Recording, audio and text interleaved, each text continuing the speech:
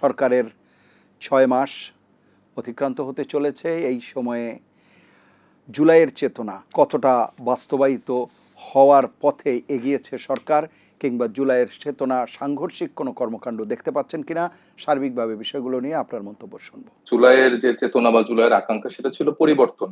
মোটা দাগে আমরা বলি, বাংলাদেশে 17 বছর ধরে হাসিনা যে ফ্যাসিস্ট গভর্নমেন্ট চালিয়েছে, যে কাঠামো তিনি গড়ে তুলেছিলেন, যার মধ্য দিয়ে তিনি একক নিয়ন্ত্রণে সবকিছু নিয়ন্ত্রণ করেছে, সাংবিধানিক প্রতিষ্ঠানগুলো নিয়ন্ত্রণ করেছে, এবং জনগণের যেই নাগরিক অধিকার গুলো ছিল সেগুলো যেভাবে ক্ষুণ্ণ করেছে, সেই জায়গাগুলো মোটা দাগে একটা পরিবর্তনের চাহিদা বা আকাঙ্ক্ষার লক্ষ্যে কিন্তু জুলাই গণ অভ্যুত্থান সংগঠিত হয়েছিল।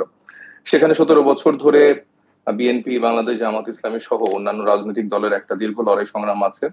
সাধারণ মানুষের অনেক ত্যাগ তিতিক্ষা, অনেক আক্ষেপ, সেই জায়গা থেকে একটা সময় জুলাই গণ অভ্যুত্থানের মধ্য দিয়ে সাধারণ যে শিক্ষার্থীরা ছিল তাদের মধ্য দিয়ে জুলাই গণ অভ্যুত্থান সামনের থেকে তারা লড়াই করে, এবং সকল শ্রেণী পেশার মানুষজনকে নিয়ে, সকল রাজনৈতিক দলকে নিয়ে আসলে এই জুলাই গণ অভ্যুত্থানটি সফল হয়।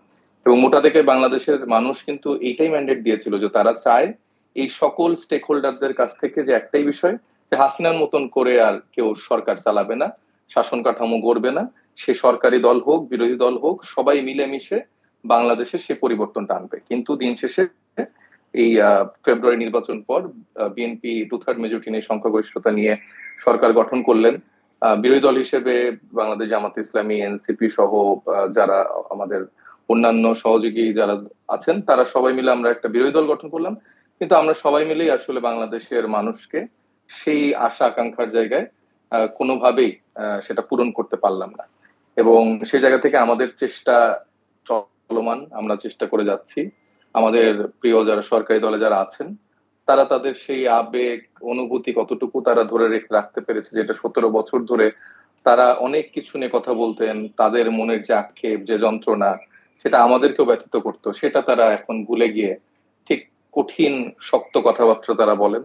তারা এখন এমন ভাষায় কথা বলেন যেটাতে আমরা মাঝে মাঝে বাধ্য হই যে আওয়ামী লীগ আমলের সাথে তাদেরকে তুলনা করতে, যেটা আসলে কোনোভাবে আমরা করতে চাই না। কারণ আমাদের সবারই বিশ্বাস যে এই সরকার আমাদের সবারই সরকার, বা আমাদের সবাই মিলে আসলে এই সরকারকে টিকিয়ে রাখাটা জরুরি। কারণ আমার মনে হয় না যে বাংলাদেশের ইতিহাসে মানে কোনো বিরোধী দলের জায়গা থেকে কেউ হয়তো বা এরকম চিন্তা করে। তো সেই জায়গাটা ধরেন যে এতদিন ধরে ছিল। এবং যদি এখনকার বাংলাদেশের নাগরিক সুযোগ সুবিধার কথা বা যেটা বলি না কেন, সেটা এই যে এতক্ষণ ধরে কিন্তু কারেন্ট ছিল না। তো এতক্ষণ ধরে কারেন্ট ছিল না এখানে, আমি আমার বাসা হচ্ছে বেইলি রোডে। তো ঢাকার মোটামুটি একটা ভালো এলাকাতেই আমার বাসা। এবং আমার নির্বাচনী আসন হচ্ছে সিরাজগঞ্জের শাহজাদপুরের সিরাজগঞ্জ 6 আসন। সেখান থেকে আমাকে অলমোস্ট মানে একটু পরপরই আপডেট দেওয়া হচ্ছে যে সেখানকার লোডশেডিং এর কি দুরবস্থা। এবং ঢাকা শহরে আমি কিছুক্ষণ আগেই ছিলাম আগারগাঁও চক্ষু ইনস্টিটিউটে। আমাদের জানেন যে সিলেটের হবিগঞ্জে বিএনপির সন্ত্রাসী বাহিনী দ্বারা আহত হয়ে আমাদের যে আলিফ চোখ হারিয়েছেন, তার ওখানে আমি তাকে দেখতে গেছিলাম। সেখানেও লোডশেডিং ছিল, সেখানেও কারেন্ট ছিল না। এবং শুধুমাত্র জেনারেটর দিয়ে যে পেশেন্টের যে কেবিন, সেখানে কিন্তু বিদ্যুৎ ছিল না, শুধুমাত্র একটা লাইট জ্বালানো সম্ভব হচ্ছিল। তো এটা হচ্ছে ওখানকার চিত্র। পরে আমি আপনাদের এই টক শো ধরার জন্য আমি বাসায় আসলাম। বাসায় এসে শুনি যে 2 ঘন্টা ধরে লোডশেডিং। এই যে মাত্র কারেন্ট আসলে আপনারা দেখলেন লাইট জ্বললো।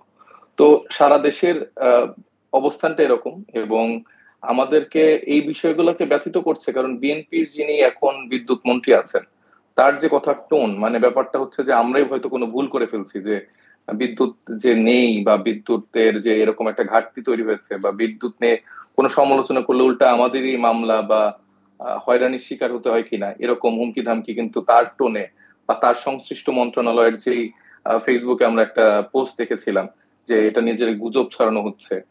মানে এইটা কিন্তু আসলে খুবই দুঃখজনক। বাংলাদেশের মানুষ কিন্তু এরকম টোনের কথাবার্তা পছন্দ করে না।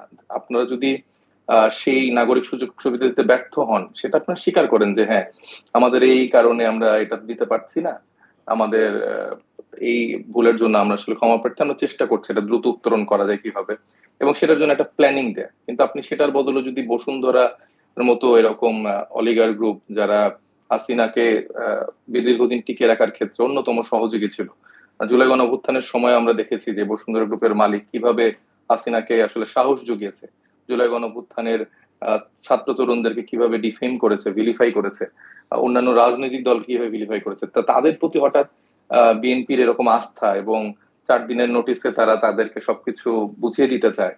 আবার এই যে বেসরকারি খাতকে আবার নতুন করে আহ যুক্ত করার যে একটা ব্যবস্থাপনা আসছে, সেটা তো বিএনপির 31 দফার যেই তারা মানুষের কাছে ম্যান্ডেটের জায়গাটা সবার কাছে বলেছে, 31 দফার আলোকে তো সেটাও বাস্তবায়ন হয় না, বা সেটার সাথেও কিন্তু তারা বিপরীত মুখে একটা আচরণ করছে।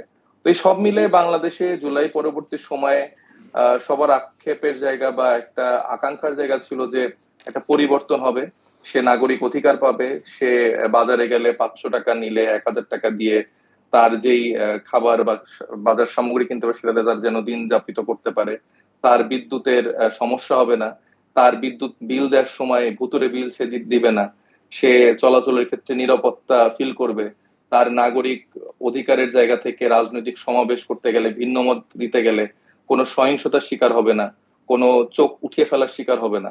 কিন্তু এর সবকিছুই তো হচ্ছে, বিএনপি দ্বারা এর সবকিছুই আমাদের দেখতে হচ্ছে, যেটা আসলে আমাদের জন্য খুবই দুঃখজনক।